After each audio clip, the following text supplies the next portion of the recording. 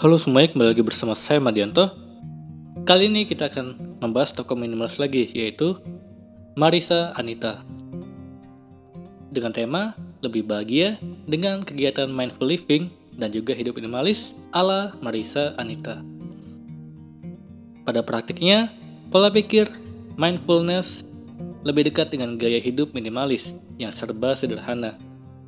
Tata ruang lapang tanpa adanya banyak perabot di rumah, lemari yang biasanya terdiri dari beberapa pakaian sederhana yang klasik, juga pada kebiasaan makan mindful eating yang bukan hanya sehat, tetapi juga pada porsi yang tidak berlebihan.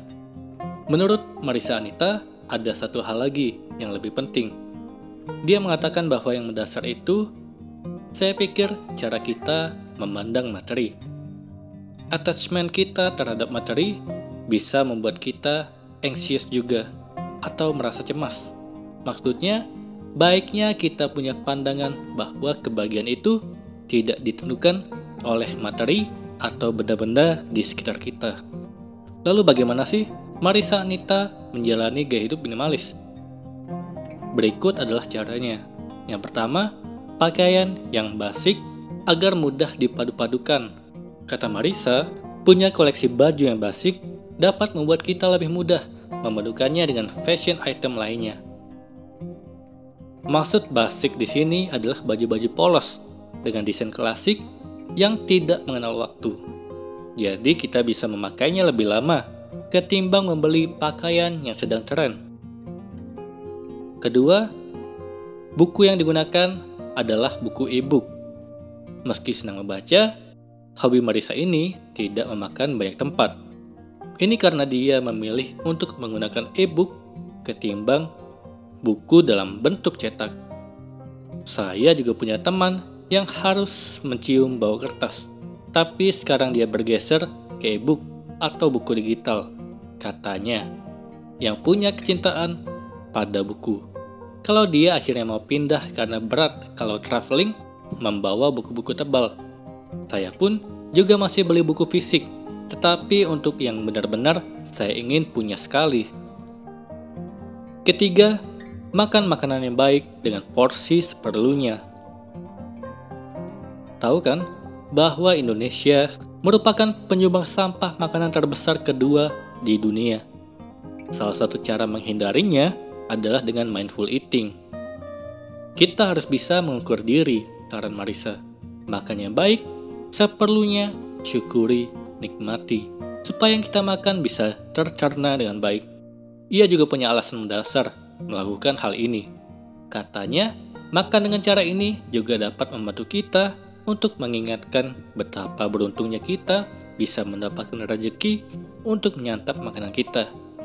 Bayangkan, berapa banyak orang di luar sana yang tidak punya kesempatan itu, ujar si Marissa Anita. Keempat, dalam waktu, milikilah waktu yang personal.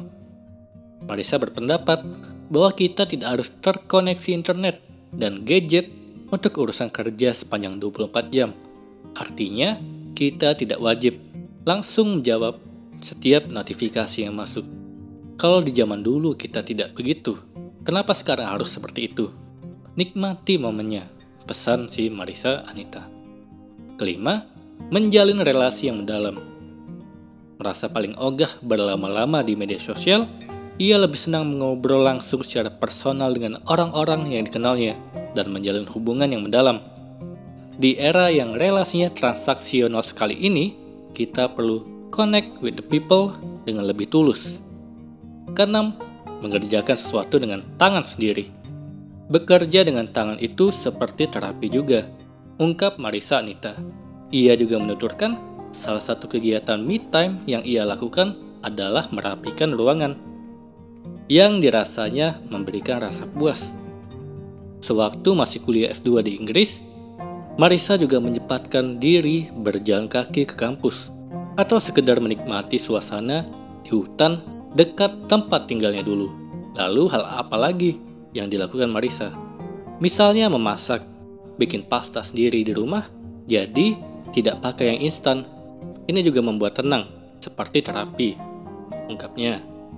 Pola pikir, mindfulness, dan minimalisme itu memang susah-susah gampang diterapkan. Susah karena beberapa orang tinggal di kota besar yang selalu menuntut pergerakan super cepat dari kita para penduduknya. Gampang karena sebenarnya yang perlu dilakukan justru adalah hal yang sederhana. Misalnya, jalan-jalan santai tanpa gangguan gadget atau membaca buku untuk meningkatkan lagi jangkauan perhatian dan fokus kita. Itulah tadi pelajaran hidup minimalis dan mindful living ala Marisa Anita. Semoga ini bermanfaat. Sekian dan terima kasih.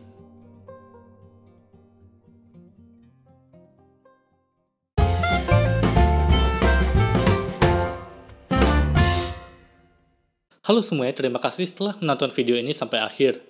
Jika kalian punya saran, silahkan tuliskan di kolom komentar video apa yang harus saya buat untuk selanjutnya. Dan jika kalian suka dengan video seperti ini, silahkan klik like. Semoga video saya bisa bermanfaat. Sekian dan terima kasih.